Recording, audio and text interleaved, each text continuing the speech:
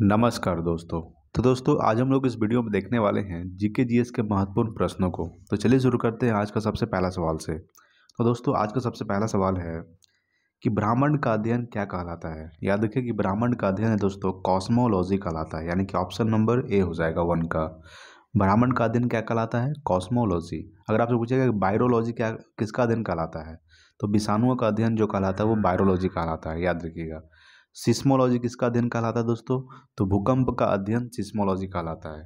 यहाँ पे अगर माइकोलॉजी रहता, मायोलॉजी की जगह माइकोलॉजी रहता, तो माइकोलॉजी किसका अध्ययन कहलाता है? तो कवक का अध्ययन माइकोलॉजी कहलाता है। शैवाल का अध्ययन फाइकोलॉजी कहलाता है, याद रखिएगा। तो ब्रह्मांड का अध्ययन क्या कहलाता है? कॉस्मोलॉजी। भूकंप का अध्ययन क्या कहलाता है? सिस्मोलॉजी। विषाणुओं का अध्ययन क्या कहलाता है? वायरोलॉजी। और कवक का अध्ययन क्या कहा जाता है? माइकोलॉजी। यहाँ पे मायोलॉजी नहीं होगा, माइकोलॉजी, ठीक है। और शैवाल का अध्ययन क्या कहलाता है दोस्तों? तो फाइकोलॉजी। ये कुछ महत्वपूर्ण अध्ययन होते हैं जो आपको याद रखना बहुत जरूरी है एग्जाम के दृष्टिकोण से, ठीक है। चलिए नेक्स्ट देखते हैं अगला कि बिग बैंग सिद्धांत का प्रतिपादन किसने किया। तो याद रखिए कि बिग बैंग सिद्धांत का जो प्रतिपादन है ये जॉर्ज लैमिंटर ने किया था। किसने किया था? जॉर्ज लैमिंटर ने बिग बैंग सिद्धांत का प्रतिपादन किया था, यानी 2 का ऑप्शन नंबर बी हो जाएगा। अच्छा, ग्रहों की गति का नियम प्रतिपादन किसने किया था? तो याद रखिए केपलर, ठीक है। केपलर ने ग्रहों की गति के नियम का प्रतिपादन किए थे, केपलर, ठीक है। चलिए नेक्स्ट देखते हैं अगला 3 नंबर सवाल। देखिए नेक्स्ट आपके सामने है 3 नंबर सवाल। सवाल कह रहा है कि सबसे बड़ा तारामंडल कौन है। तो याद रखिएगा कि सेंटारोस। याद रखिए कि सेंटारोस जो है जो दोस्तों ये सबसे बड़ा तारामंडल है। सेंटारोस सबसे बड़ा तारामंडल है, याद रखिए। 3 का ऑप्शन नंबर सी हो जाएगा। सेंटारोस ये सबसे बड़ा तारामंडल है। नेक्स्ट है 4 नंबर, किस ग्रह के पास कोई उपग्रह नहीं है। तो याद रखिएगा दोस्तों बुध और शुक्र 2 ऐसे ग्रह हैं जिसके पास कोई भी उपग्रह नहीं है, यानी कि ऑप्शन नंबर डी हो जाएगा। बी एवं सी दोनों, बुध और शुक्र के पास कोई भी उपग्रह नहीं है। बृहस्पति के पास कितने उपग्रह है दोस्तों? 79 उपग्रह, याद रखिएगा, ठीक है। बृहस्पति के पास कितना उपग्रह है? 79। बृहस्पति का सबसे बड़ा उपग्रह क्या क्या नाम है? तो गैनीमेड जो है ये बृहस्पति का सबसे बड़ा उपग्रह है, ये भी आपको ध्यान देना है। तो कि 2 ऐसे ग्रह का नाम है जिसका कोई उपग्रह नहीं है, तो बुध और शुक्र 2 ऐसे ग्रह हैं जिसके पास कोई उपग्रह नहीं है, यानी कि ऑप्शन नंबर डी हो जाएगा, बी एवं सी दोनों, ठीक है। चलिए नेक्स्ट देखते हैं अगला 5 नंबर सवाल। 5 नंबर सवाल आपके सामने कह रहा है दोस्तों कि सी ऑफ ट्रिंक्विलिटी कहाँ पर स्थित है। तो याद रखिएगा कि चंद्रमा पर स्थित है, ठीक है। सी ऑफ ट्रिंक्विलिटी जो है दोस्तों ये चंद्रमा पर स्थित है। कहाँ स्थित है? चंद्रमा पर। अच्छा, पृथ्वी को कौन सा ग्रह कहा जाता है? तो पृथ्वी को नीला ग्रह कहा जाता है, याद रखिएगा। और मंगल को लाल ग्रह कहा जाता है। क्या कहा जाता है? मंगल के 2 उपग्रह हैं, कौन कौन सा है? फोबोस और डिमोस, ठीक है। पृथ्वी के कितना उपग्रह है? तो पृथ्वी का 1 उपग्रह है, कौन है? चंद्रमा, ठीक है दोस्तों, याद रखिएगा। तो सी ऑफ ट्रैंक्विलिटी कहाँ पर स्थित है? तो ये चंद्रमा पर स्थित है, ठीक है, यानी कि 5 का ऑप्शन नंबर बी हो जाएगा। मंगल के 2 उपग्रह फोबोस और डिमोस, ठीक है। पृथ्वी का 1 उपग्रह चंद्रमा। और 2 ऐसे ग्रह का नाम बताइए जिसका कोई भी उपग्रह नहीं है। तो शुक्र और बुध और शुक्र 2 ऐसे ग्रह हैं जिसका कोई भी उपग्रह नहीं है, ठीक है। चलिए नेक्स्ट देखते हैं अगला 6 नंबर सवाल। ब्रह्मांड में विस्फोटी तारा कहलाता है। याद रखिए कि ब्रह्मांड में विस्फोटी तारा को अभिनव तारा कहा जाता है। क्या कहा जाता है? अभिनव तारा, ठीक है, यानी 6 का ऑप्शन नंबर सी हो जाएगा। ब्रह्मांड में विस्फोटी तारा कहलाता है अभिनव तारा।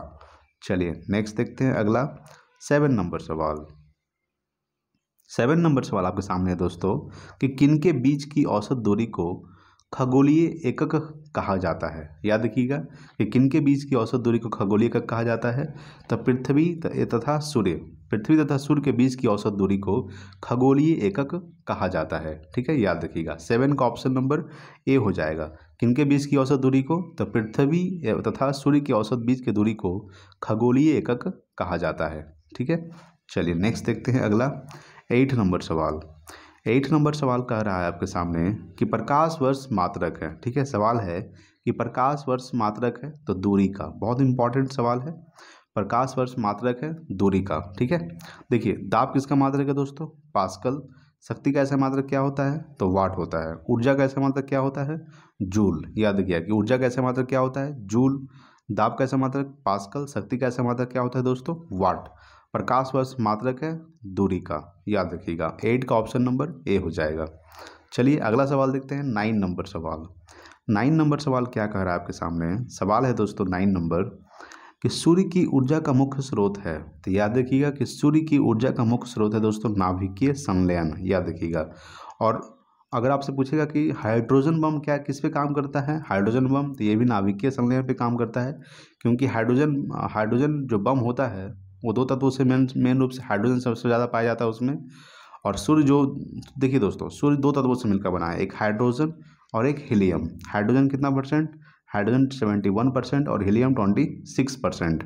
ठीक है, हाइड्रोजन 71% और हीलियम 26%, यानी कि सूर्य दो तत्वों से मिलकर बना और बाकी अन्य गैस है। ठीक है, याद रखिएगा कि हाइड्रोजन जहाँ रहेगा वहाँ नाभिकीय संलयन पे काम करेगा, यानी कि हाइड्रोजन बम। ठीक है, हाइड्रोजन बम सबसे ज़्यादा सूर्य में क्या पाया जाता है? हाइड्रोजन पाया जाता है 71%। ये नाभिकीय संलयन पे काम करेगा। अगर आपसे पूछेगा कि परमाणु बम, वो नाभिकीय विखंडन पे काम करता है। किस पे काम करता है? नाभिकीय विखंडन पर। ठीक है दोस्तों, तो हाइड्रोजन बम नाभिकीय संलयन पर। सूर्य की ऊर्जा का मुख्य स्रोत क्या है दोस्तों? तो नाभिकीय संलयन है। याद रखिएगा। चलिए नेक्स्ट देखते हैं अगला 10 नंबर सवाल। 10 नंबर सवाल कह रहा है आपके सामने दोस्तों कि सवाल है कि एक वर्ष में, सवाल क्या कह रहा है कि एक वर्ष में प्रकाश द्वारा तय की गई दूरी प्रकाश वर्ष कहलाती है। क्या कहलाती है? प्रकाश वर्ष। यानी कि एक वर्ष में प्रकाश द्वारा तय की गई दूरी क्या कहलाती है? प्रकाश वर्ष कहलाती है। यानी 10 का ऑप्शन नंबर सी हो जाएगा। ठीक है, अगला है 11 नंबर सवाल कि गॉड पार्टिकल कहलाता है।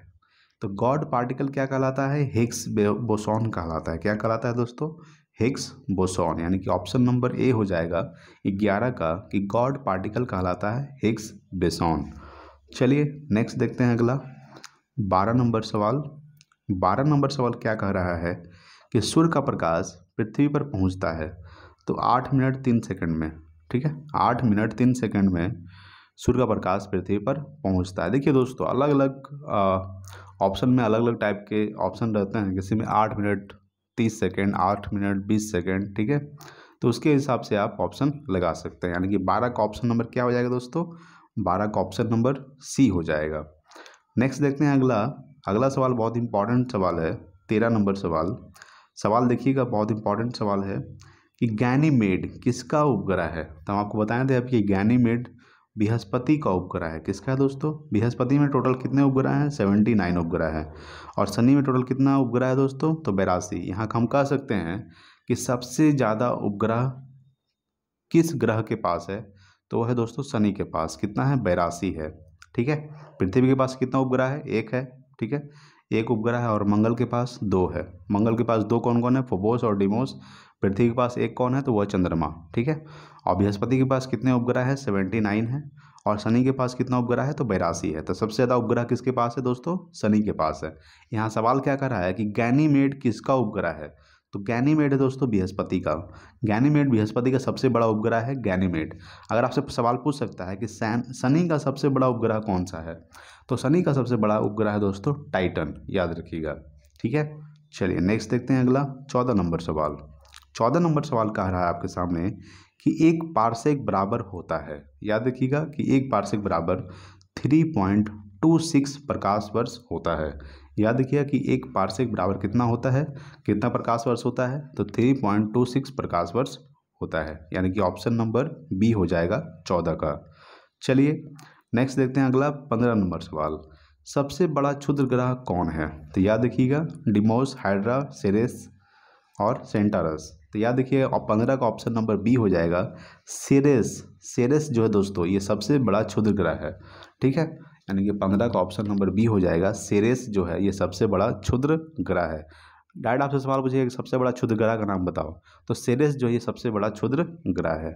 चलिए नेक्स्ट देखते हैं अगला 16 नंबर सवाल। तो देखिए 16 नंबर सवाल है कि टाइटन किस ग्रह का उपग्रह है? हम आपको वही बताए थे कि टाइटन जो है ये शनि का सबसे बड़ा उपग्रह है। ठीक है, शनि का कितना उपग्रह है दोस्तों? तो टोटल 82 उपग्रह है और बृहस्पति का 79 है। ठीक है, तो टाइटन किस ग्रह का उपग्रह है? तो शनि का। चलिए, अगर हाँ आप ऑप्शन से भी देखिएगा तो यहाँ पे देखिए ऑप्शन क्या रहेगा दोस्तों, आइए देखते हैं। देखिए शनि यहाँ पे ऑप्शन में दिया हुआ है, ठीक है। तो टाइटन किस ग्रह का उपग्रह है, तो ये है शनि का, ऑप्शन नंबर ए हो जाएगा। अगला है दोस्तों 17 नंबर सवाल कि सूर्य की सतह का तापमान कितना होता है। तो सूर्य की सतह का तापमान होता है दोस्तों 6000 डिग्री सेल्सियस। याद रखिएगा कि 6000 डिग्री सेल्सियस जो है ये सूर्य की सतह का तापमान होता है, ठीक है। 17 का ऑप्शन नंबर सी हो जाएगा कि सूर्य की सतह का तापमान कितना होता है, तो 6000 डिग्री सेल्सियस होता है। चलिए नेक्स्ट देखते हैं अगला 18 नंबर सवाल। 18 नंबर सवाल क्या कह रहा है कि अपनी अक्ष पर सबसे तेज गति से परिभ्रमण करने वाला ग्रह कौन है, तो वह दोस्तों बृहस्पति। याद रखिएगा कि अपनी अक्ष पर सबसे तेज गति से परिभ्रमण करने वाला ग्रह कौन है दोस्तों, तो यह है बृहस्पति। अच्छा, हमको अगला पिछले बार सवाल बताए थे कि दो ऐसे ग्रह का नाम बताइए जिसके कोई भी उपग्रह नहीं है, तो बुध और शुक्र, यानी बुध और शुक्र, शुक्र या बुध या फिर बुध और शुक्र, दो ऐसे ग्रह हैं जिसका कोई भी उपग्रह नहीं है। बृहस्पति का कितना उपग्रह है, 79 उपग्रह है, और शनि का 82 था। सबसे ज़्यादा उपग्रह किसके पास था, तो शनि के पास 82 है, और पृथ्वी के पास एक उपग्रह है। कौन सा है वो दोस्तों, चंद्रमा है, ठीक है। शुक्र को कौन सा ग्रह कहा जाता है, सबसे ज़्यादा गर्म ग्रह, चमकीला ग्रह, ठीक है। सबसे छोटा ग्रह कौन सा है दोस्तों, बुध है। याद रखिएगा सबसे छोटा ग्रह कौन सा है, बुध, और सबसे बड़ा ग्रह कौन सा है दोस्तों, बृहस्पति। ये आपको ध्यान देना है, ठीक है। चलिए नेक्स्ट देखते हैं अगला 19 नंबर सवाल। 19 नंबर सवाल क्या कह रहा है आपके सामने, सवाल है दोस्तों 19 नंबर कि सबसे चमकीला ग्रह है तो शुक्र। याद रखिएगा शुक्र को गर्म ग्रह, चमकीला ग्रह, ठीक है, भोर का तारा, सांझ का तारा कहा जाता है शुक्र ग्रह को। याद रखिएगा, ठीक है। बृहस्पति सबसे बड़ा ग्रह है, सबसे छोटा ग्रह बुध है दोस्तों, और मंगल ग्रह को लाल ग्रह कहा जाता है। बुध और शुक्र का कोई भी उपग्रह नहीं है। मंगल के 2 उपग्रह है, फोबोस और डिमोस। बृहस्पति का 79 उपग्रह है, ठीक है। ये मैं आपको इम्पॉर्टेंट टॉपिक बताते जा रहा हूँ क्योंकि आपका रिवीजन होते जाए, ठीक है, आपको भूलने में कोई दिक्कत ना हो, ठीक है। समझ गए कि सबसे चमकीला ग्रह कौन सा है, वो है शुक्र। अगला है दोस्तों 20 नंबर सवाल कि एक प्रकाश वर्ष बराबर होता है। याद रखिएगा कि एक प्रकाश वर्ष बराबर होता है 9.46 × 10⁻15 मीटर। यहाँ देखो दोस्तों मीटर दिया हुआ है, आगे किलोमीटर दिया रहेगा, वही रहेगा, अंक वही है। देखिए 9.46 × 10⁻12, ठीक है, सिर्फ पावर में चेंज हो गया है, किलोमीटर, ठीक है। याद रखिएगा यहाँ पे मीटर है इसलिए 10⁻15 था, यहाँ पे किलोमीटर है इसलिए 10⁻12 हो गया। आप समझ गए होंगे, ठीक है दोस्तों, मीटर और किलोमीटर में डिफरेंस के बीच। तो एक प्रकाश वर्ष बराबर होता है यानी कि 9.46 × 10⁻15 मीटर। अगर मीटर में दे तो 9.46 × 10⁻15 मीटर, ये एक प्रकाश वर्ष बराबर होता है। अगर मीटर में पूछे तो, अगर किलोमीटर में पूछेगा तो 9.46 × 10⁻12 किलोमीटर, यानी कि ऑप्शन नंबर ए और बी दोनों हो जाएगा, यानी कि ऑप्शन नंबर डी हो जाएगा, ए और बी दोनों। तो एक प्रकाश वर्ष बराबर होता है 9.46 × 10⁻15 मीटर, और ऑप्शन बी में है 9.46 × 10⁻12 किलोमीटर, यानी कि ऑप्शन नंबर ए और बी दोनों, ठीक है। समझ गए। अगला सवाल देखते हैं 21 नंबर सवाल। 21 नंबर सवाल कह रहा है आपके सामने कि आकाश किसके कारण नीला दिखाई देता है, तो प्रकाश के प्रकीर्णन के कारण। याद रखिएगा कि प्रकाश के प्रकीर्णन के कारण जो है दोस्तों आकाश नीला दिखाई देता है। कैसे दिखाई देता है, नीला, ठीक है। चलिए नेक्स्ट देखते हैं अगला 22 नंबर सवाल। 22 नंबर सवाल कह रहा है आपके सामने दोस्तों कि क्षुद्र ग्रह किन 2 ग्रहों के बीच में स्थित होते हैं, तो ये मंगल एवं बृहस्पति के बीच स्थित होते हैं। याद रखिएगा कि क्षुद्र ग्रह जो है दोस्तों, सबसे बड़ा क्षुद्र ग्रह कौन था, तो सेरेस था। याद रखिएगा कि सबसे बड़ा क्षुद्र ग्रह सेरेस, ठीक है, सेरेस जो है ये सबसे बड़ा क्षुद्र ग्रह है। और क्षुद्र ग्रह किन 2 ग्रहों के बीच में स्थित होते हैं, तो मंगल एवं बृहस्पति। तो सेरेस किनके बीच स्थित रहेंगे, मंगल एवं बृहस्पति के बीच स्थित होते हैं, ठीक है। चलिए नेक्स्ट देखते हैं अगला 23 नंबर सवाल। 23 नंबर सवाल कह रहा है कि ब्रह्मांड का मौलिक कण है, तो याद रखिएगा हिग्स बोसन, ठीक है। हिग्स बोसन है जो दोस्तों ये ब्रह्मांड का मौलिक कण है। क्या है, ब्रह्मांड का मौलिक कण कौन क्या है दोस्तों, हिग्स बोसन। चलिए अगला सवाल देखते हैं 24 नंबर सवाल कि चंद्रमा किस ग्रह का एकमात्र उपग्रह है। तो ये पृथ्वी का, हम आपको बताए थे कि चंद्रमा किस ग्रह का एकमात्र उपग्रह है, पृथ्वी का। शुक्र, बुध और शुक्र का कोई भी उपग्रह नहीं है। मंगल के 2 उपग्रह हैं और शनि का कितना उपग्रह है दोस्तों, तो 82 उपग्रह है। और बृहस्पति का 79 उपग्रह है। सबसे ज़्यादा उपग्रह किसके पास है, तो शनि के पास है। ठीक है, चलिए नेक्स्ट देखते हैं अगला 25 नंबर सवाल। 25 नंबर सवाल कह रहा है आपके सामने दोस्तों कि भोर या सांझ का तारा किस ग्रह को कहते हैं। तो शुक्र ग्रह को, याद रखिएगा, शुक्र ग्रह को भोर या भोर या सांझ का तारा कहा जाता है शुक्र ग्रह को। और शुक्र ग्रह को पृथ्वी की बहन भी कहा जाती है। ठीक है, शनि के कितने उपग्रह है, 82। ठीक है, बुध और शुक्र का कोई भी उपग्रह नहीं है। बृहस्पति का कितना उपग्रह है, 79। ठीक है दोस्तों, तो ये आपको ध्यान देना है। बृहस्पति का सबसे बड़ा उपग्रह क्या नाम है, तो बृहस्पति के सबसे बड़ा उपग्रह का नाम है गैनीमेड।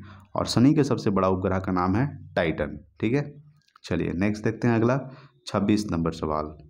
26 नंबर सवाल है कि भू स्थिर उपग्रह को कितनी ऊंचाई पर स्थापित किया जाता है। तो 36,000 किलोमीटर पर। ठीक है, याद रखिएगा कि भू स्थिर उपग्रह को कितनी ऊंचाई पर स्थापित किया जाता है, तो 36,000 किलोमीटर ऊंचाई पर स्थापित किया जाता है। चलिए नेक्स्ट देखते हैं अगला है 27 नंबर। 27 नंबर सवाल क्या कर रहा है कि प्लूटो है दोस्तों। तो प्लूटो क्या है, ग्रह है, उपग्रह है, बौना ग्रह है, तारा है। ऑप्शन नंबर सी हो जाएगा। प्लूटो क्या है दोस्तों, बौना ग्रह है। इसको ग्रह की श्रेणी से हटा दिया गया है प्लूटो को। ठीक है, ये आपको ध्यान देना है। टोटल 8 ग्रह है, पहले 9 था, अब कितना हो गया, 8 ग्रह हो गया टोटल। ठीक है, चलिए नेक्स्ट देखते हैं अगला 28 नंबर सवाल। 28 नंबर सवाल है दोस्तों कि पृथ्वी के सबसे निकट तारे के प्रकाश को पृथ्वी तक पहुंचने में कितना समय लगता है।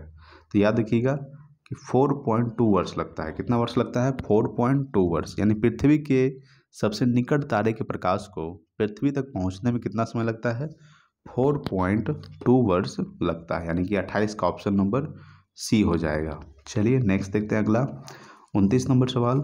29 नंबर सवाल कह रहा है कि जीवाश्म ग्रह के नाम से किसे जाना जाता है। याद रखिएगा कि जीवाश्म ग्रह के नाम से चंद्रमा को जाना जाता है। ठीक है, चंद्रमा को कौन से ग्रह के नाम से जाना जाता है, तो जीवाश्म ग्रह के नाम से जाना जाता है चंद्रमा को। चंद्रमा किसका उपग्रह है दोस्तों, ये पृथ्वी ग्रह का उपग्रह है चंद्रमा। मंगल के 2 उपग्रह है, फोबोस और डीमोस। शनि के कितने उपग्रह हैं, तो 82 है। और बृहस्पति के 79 है बृहस्पति के। ठीक है, और पृथ्वी का एक उपग्रह है, वो है चंद्रमा। तो जीवाश्म ग्रह के नाम से किसे जाना जाता है, तो चंद्रमा को जीवाश्म ग्रह के नाम से जाना जाता है। चलिए नेक्स्ट देखते हैं अगला 30 नंबर सवाल। 30 नंबर सवाल है, सवाल क्या कर रहा है, देखिए दोस्तों, सवाल है दोस्तों 30 नंबर कि सबसे कम समय में सूर्य की परिक्रमा करता है। याद रखिए कि सबसे कम समय में सूर्य की परिक्रमा करता है। तो याद रखिएगा बुध जो है दोस्तों, ये सबसे कम समय में सूर्य की परिक्रमा करता है। कितना दिन में, तो 88 दिन में चक्कर लगा देता है सूर्य का। कितना दिन में, 88 दिन में चक्कर लगा देता है सूर्य का। यानी कि सूर्य के सबसे नज़दीक ग्रह कौन सा है।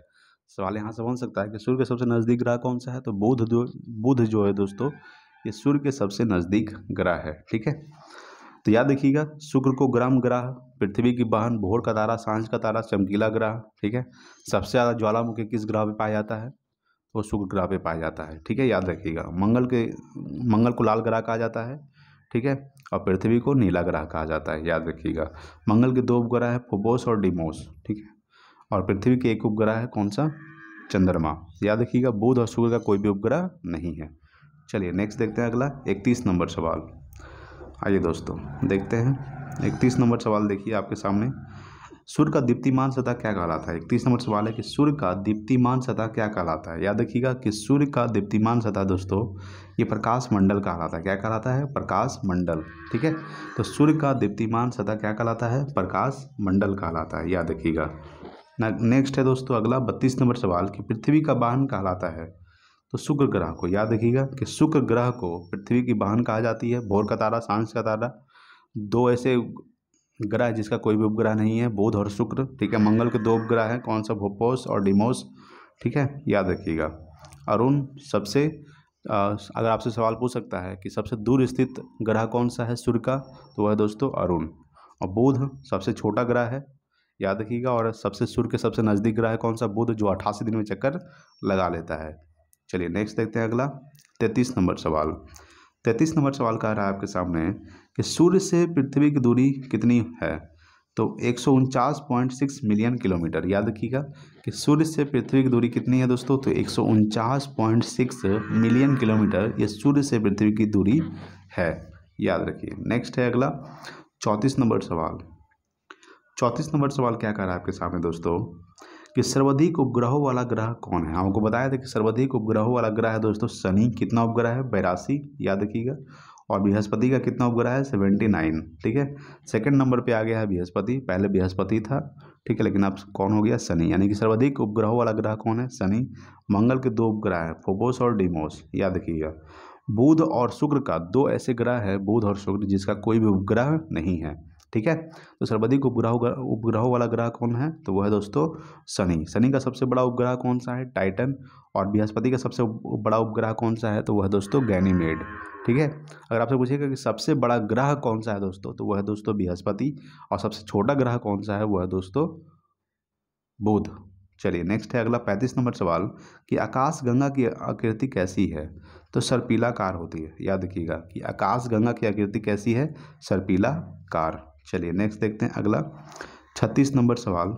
36 नंबर सवाल है कि सबसे गर्म ग्रह कौन है? आपको कितना बार बता चुके हैं कि सबसे गर्म ग्रह है दोस्तों शुक्र जो है सबसे गर्म ग्रह है। बुध और शुक्र दो ऐसे ग्रह है जिसका कोई भी उपग्रह नहीं है। मंगल के दो उपग्रह है, फोबोस और डीमोस। ठीक है। मंगल ग्रह को लाल ग्रह कहा जाता है। और आपसे पूछ सकता है कि पृथ्वी के सबसे नज़दीक ग्रह कौन सा है? वह है दोस्तों शुक्र। शुक्र जो है पृथ्वी के सबसे नज़दीक ग्रह है।